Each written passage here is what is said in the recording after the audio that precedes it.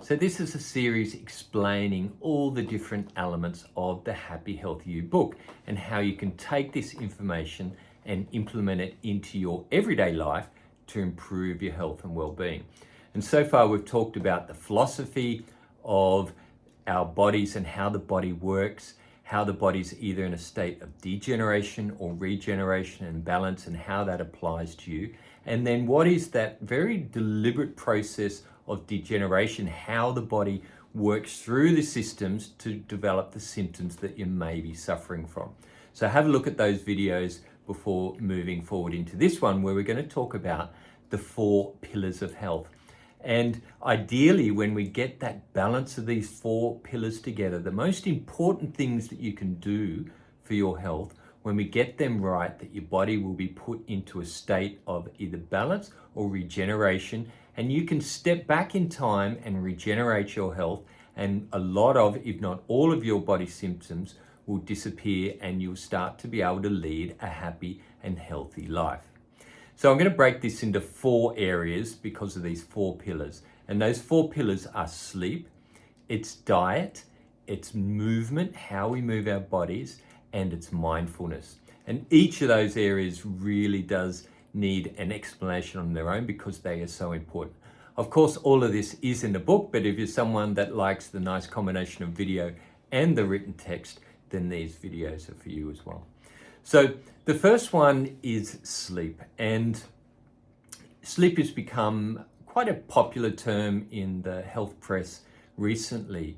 And we've been talking about the importance of sleep for many, many years because it really is everything underpins. No matter what else you do, you can have the perfect diet, you can have exercise all the time, you can be perfectly balanced mindfully, but if you're not sleeping, then you're not going to be healthy. Your body simply cannot function well if it doesn't sleep well. And if we look at the essential elements of health, we need to breathe, we need to drink water, and we need to eat. Now, if you don't sleep, when you think about it, for 3 to 4 days and beyond, you're looking at critically in a desperate state of health. Sleep is so important. But if we just wind that back a little bit, and if you're only sleeping 6 hours, for example, there are some serious metabolic consequences, and we're going to get into that more so. But the interesting thing with sleep is all the things that we can do to sleep well, but sleep is also a symptom of how our body is functioning. So it's one of those things where you've got to get that balance of doing the right things and then you'll sleep well, but you've got to sleep well to be able to do all those things. So it's a really, really core part of getting right.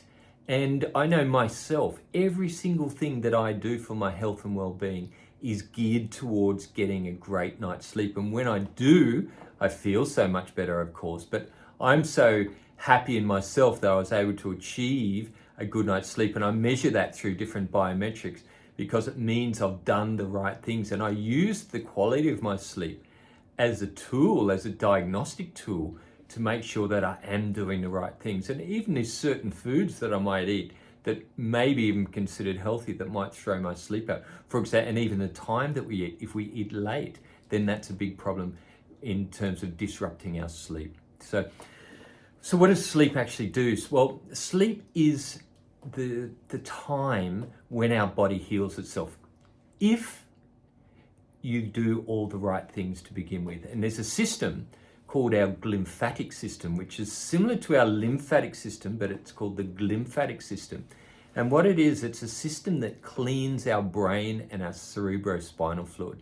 So when we sleep and we go into deep sleep cycles, this glymphatic system kicks in via the cerebral spinal fluid, and it helps to clean the brain, and it gets rid of all of these amyloid plaques and all the damage that may have been done to the brain during waking hours, and it can heal the brain. But it's also just generally the process of melatonin, which is a hormone that we use with sleep. It's a powerful antioxidant, and it's when we get into these deep sleep stages is when the body releases a whole range of chemicals and anti-inflammatories that goes around, and we start to heal our body through different antioxidant systems and anti-inflammatory systems where our body can rejuvenate itself. And this all happens when we sleep. It does not happen when we're waking because there's too much going on. There's too much going on in the control centers within the body, and our cycles are working on keeping us alive and vital and working.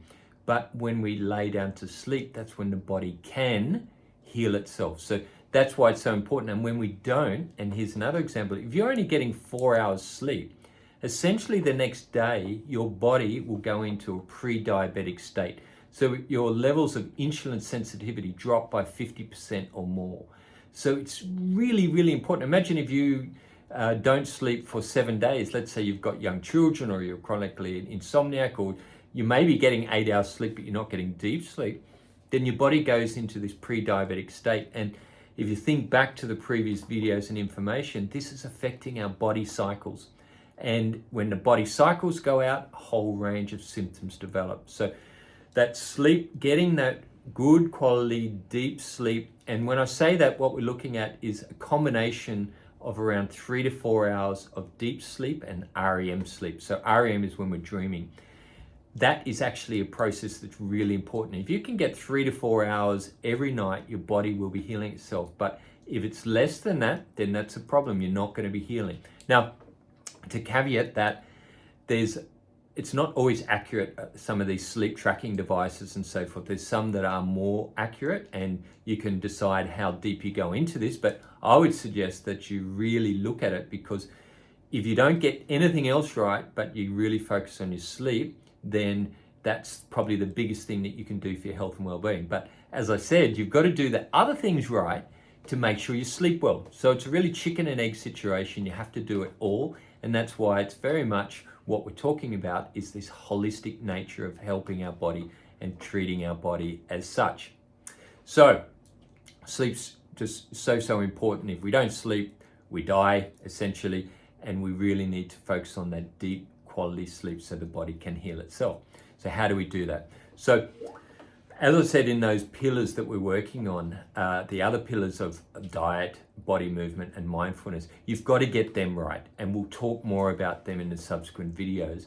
But once you get those right, then the body can get into this deeper sleep cycles. But there are things that you can do specifically to help yourself sleep. So I mentioned diet.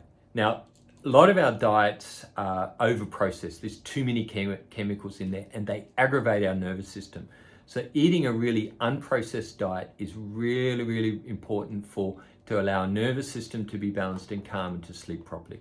That mindfulness, so managing your stress levels. If you're stressed all day long and you're looking at a lot of social media, you're scrolling, you're busy at work, busy with kids, you need to slow down before bed and allow the nervous system to slow down, because otherwise it's going to be like a corkscrew. You've wound yourself up so tight during the day that at night you're just going to be restless. You might get to sleep because you're dead tired, but then you're going to wake up and then the old mind starts and it's difficult to get back to sleep. So really important that you manage your stress levels. Diet-wise, get rid of all those chemicals, but also with diet is try not to eat too late, because our digestion takes a lot of energy, and so we suggest to not eat after 7 p.m. and at least 2 to 3 hours before you go to sleep, you shouldn't be consuming anything. And this also goes for fluids too, because if you're consuming more fluids, even a cup of tea before you go to bed, you need to get up and go to the bathroom. As soon as you get up out of bed of a night time, that breaks that sleep cycles. And I know from my biometrics that I cannot get back into those really good deep sleep cycles once I've got up. Even if I just go back to sleep, it really stops that regenerative process, because it tends to occur in the earlier hours of when we're getting to sleep. I mentioned social media and blue lights you've probably heard of before, but staying away from too much bright light in the evenings, dulling all your lights. If you're watching television, watch from way back and turn the brightness down. Definitely don't get into bed and doom scroll for an hour before going to bed. The best solution to that is getting a good book, dim lights, and reading the book until you're ready to fall asleep is the best way to prepare your body and your mind and your nervous system to click into those better sleep cycles. Now, exercise, you need to move your body. It's no use sitting around all day, sitting in a chair, working in an office. Your body just physically doesn't exhaust itself. It might mentally, but the body is designed to move. And up until 100 years ago, our body was just completely in a movement phase the whole day. It was doing different things, moving up and down and around. That's what genetically our bodies want to do. And nowadays, fast forward, we're sitting down a lot of the time. We're not moving. So many things have been created so that we don't need to do any physical work. You've got to move your body. And I'm talking about daily. You can exercise every other day more intensely, but get up, move the body, and you should be aiming at that 10,000 steps. Should give you enough energy expenditure to sleep properly. Okay, so they're the main ones. In the book, we go into it a lot deeper. There are certain foods you can eat that help to improve your sleep. There are a whole lot of a list of about 30 different things that you can do to improve your sleep. But it's a sum total of all those things. And often we see people say that I'm not sleeping well, and they might be doing 5 things right, but they're doing 5 things wrong. So for example, when you have caffeine intake, alcohol's another one that really disrupts the sleep badly. Having sugar late at night, really bad for your sleep. So there's lots of things that disrupt the sleep. But the most important thing to understand is sleep is the most important pillar. It's a chicken and egg situation. To sleep well, you've got to do all the other things right.